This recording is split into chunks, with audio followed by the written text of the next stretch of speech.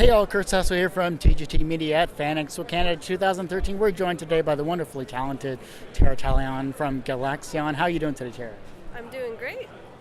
Well, that's wonderful to hear. I haven't seen you in so long here. I'm glad to see you're back here, obviously. But we have some great news. We have book 3 is finally released. Tell us about it. I'm so excited because one book was great, 2 books was pretty neat, but having 3 now it seems like a real series. So I'm very delighted to have it. It came just in time. It continues the story, and actually even more than this, I'm looking forward to book 4 because starting with book 4 it'll be in color. It's in color now on the website. I've just started moving to doing full color pages. That's been a big adjustment. Well, yeah, obviously, you've always had beautiful black and white drawings and illustrations there, and I'm glad that you finally shifted to color. I'm sure your fans were really interested in that as well, too. There's been a lot of positive reaction to it. Yeah, no, most definitely, for sure. When it comes down to it, everyone has usually that one person that kind of inspired them towards their path of greatness. Who inspired you? Well, it's hard to name one person, but if I had to name one person, I'd probably say, well, technically 2 people, Wendy and Richard Peeney, who did ElfQuest. And when I was 13, 14, 15, around that age, discovered ElfQuest in the comic book store and was amazed to realize that this was a woman doing it. That was pretty unusual at the time, that they were self-publishing it, but they were super successful. And actually at the same time, having discovered the comics, because I actually didn't discover the comics first, I discovered the books in a bookstore.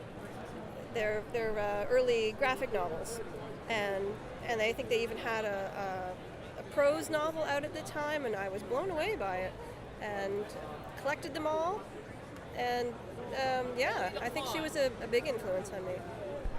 Do you consider yourself successful? That's a tough question. It's hard not to compare yourself. I'm to other people who are, way more successful than I am, but I'm pretty happy with how I've, the place I am now. And then how do you deal with your failures? How do I deal with my failures?